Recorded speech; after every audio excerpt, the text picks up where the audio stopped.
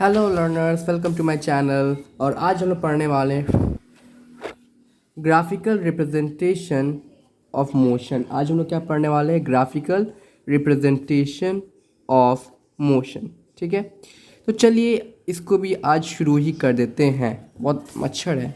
Graphical representation of motion. ठीक है, सबसे पहले समझते हैं कि ग्राफिकल रिप्रेजेंटेशन मतलब क्या होता है। यानी अगर हम किसी भी फिजिकल क्वांटिटी को ग्राफ के ऊपर रिप्रेजेंट करते हैं, उसी को कहा जाता है ग्राफिकल रिप्रेजेंटेशन।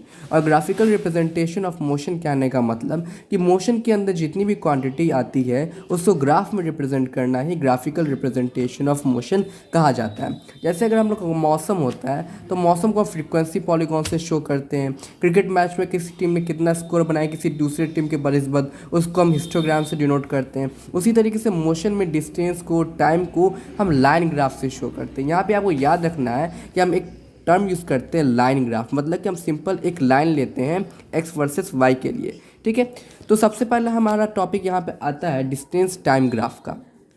चलिए डिस्टेंस टाइम ग्राफ क्या है इसको समझते हैं। डिस्टेंस टाइम ग्राफ देखिए, हम लोग ने क्या पढ़ा है कि अगर कोई भी ऑब्जेक्ट अपने पोजीशन को टाइम के साथ चेंज करता है उसको मोशन कहा जाता है ना।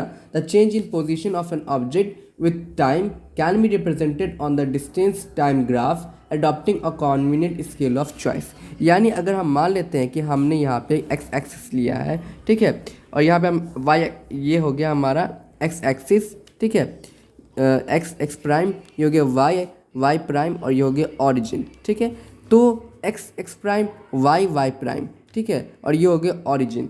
तो डिस्टेंस टाइम ग्राफ में हम लोग क्या करते हैं कि एक्स एक्सिस पे टाइम लेते हैं और वाई एक्सिस पे डिस्टेंस लेते हैं। वाई एक्सिस पे क्या लेते हैं? डिस्टेंस लेते हैं। वाई एक्सिस पे हम लेते हैं डिस्टेंस। ठीक है, डिस्टेंस टाइम को हम यहाँ पे डिस्टेंस को यहाँ पे मान लीजिए मीटर से हमने शो किया, टाइम को हमने यहाँ पे मान लीजिए सेकंड से शो किया। ठीक है, सपोज डैट कि एक ऑब्जेक्ट है जो, पहले हम इसको नाम देते हैं, 5, 10, 15, 20, 25।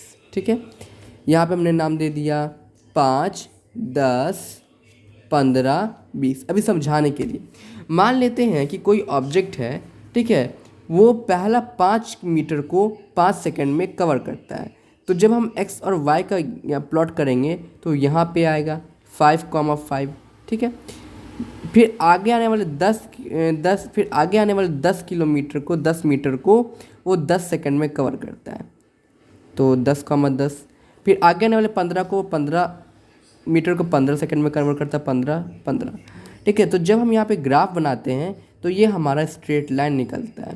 और हमने ये पढ़ा है कि अगर हमारा कोई ऑब्जेक्ट इक्वल डिस्टेंस को टाइम के इक्वल इंटरवल में कवर करता है तो उसको कहा जाता है यूनिफॉर्म मोशन। तो हमने ये सीखा कि यूनिफॉर्म मोशन का जो लाइन होता है वो स्ट्रेट लाइन होता है। ठीक है, तो आपको एक बार याद रखना है कि अगर आपको स्कूल में क्वेश्चन आता है डिस्टेंस टाइम ग्राफ में, तो आप टाइम को मतलब कि एक्स एक्सिस पे ले सकते हैं और डिस्टेंस को वाई एक्सिस पे ले सकते हैं, या वाइस वर्सा, मतलब कि आप डिस्टेंस को वाई एक्सिस पे भी ले सकते हैं और टाइम को एक्स एक्सिस पे भी ले सकते हैं। यानी डिस्टेंस को एक्स एक्सिस पे भी ले सकते हैं और टाइम को वाई एक्सिस पे भी ले सकते हैं। तो डिस्टेंस टाइम ग्राफ के लिए हमने ये सीखा कि जो डिस्टेंस टाइम ग्राफ होता है उस डिस्टेंस टाइम ग्राफ में, ठीक है, अगर हमको पोजीशन निकाल डिस्टेंस टाइम ग्राफ में अगर कोई ऑब्जेक्ट अपने पोजीशन को टाइम के रेस्पेक्ट में चेंज करता है और अगर वो यूनिफॉर्म मोशन में है, तो यूनिफॉर्म मोशन का जो इस लाइन ग्राफ होता है यूनिफॉर्म मोशन का, वो हमेशा क्या होता है? स्ट्रेट लाइन होता है। यानी यूनिफॉर्म मोशन का ग्राफ हमेशा क्या होता है? आपका स्ट्रेट लाइन होता है।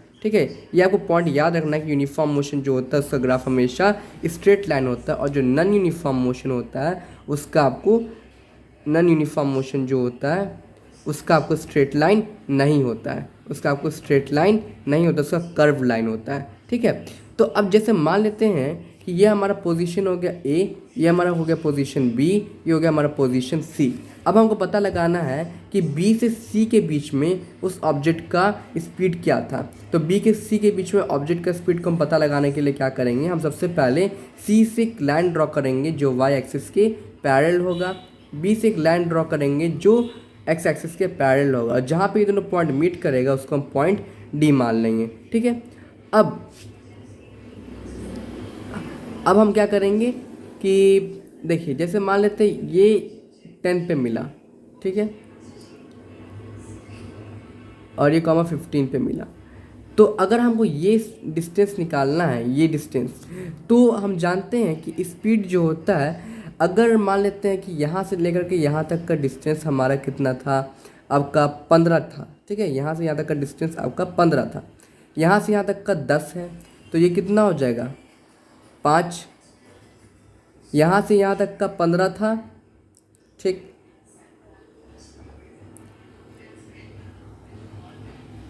हाँ, यहाँ से यहाँ तक का आपका 15 था, और यहाँ से यहाँ तक का हो गया आपका 10, तो ये हो गया 5, यहाँ से यहाँ तक का आपका 15 था, 10, 5, यानी ये हो गया 5,5। सिंपल ये समझिए कि अगर आपको मतलब कि किसी भी ग्राफ पे, ठीक है, किसी पार्टिकुलर इंस्टेंट पे अगर स्पीड निकालना है तो आप ये फार्मूला अप्लाई कर सकते हैं, ठीक है, स्पीड निकालने के लिए d1 यानी d2 minus d1 by t2 minus t1, जहाँ पे t2 दूसरे टाइम को रेफ़र करता है और t1 दूसरे टाइम को रेफ़र करता है, ठीक है। तो यहाँ तक हमने ये सीखा, जो यूनिफॉर्म मोशन होता है उसका ग्राफ जो होता है वो हमेशा स्ट्रेट लाइन होता है और इसी को स्लोप कहा जाता है।